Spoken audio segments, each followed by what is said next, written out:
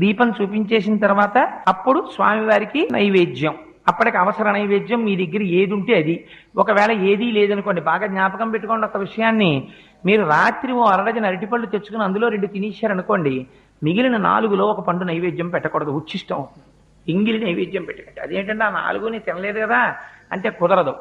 ఒకే అంచుకు వేలాడుతున్నటువంటి పళ్ళలో కొన్నిటిని మీరు తిని కొన్నిటిని నివేదన చేయడానికి వీలు లేదు. కానీ ఒక అరడజన అరటిపళ్ళు తెచ్చి 2 తుంపి పూజ గదిలో పెట్టి 4 పళ్ళు మీరు తింటే దోషం లేదు.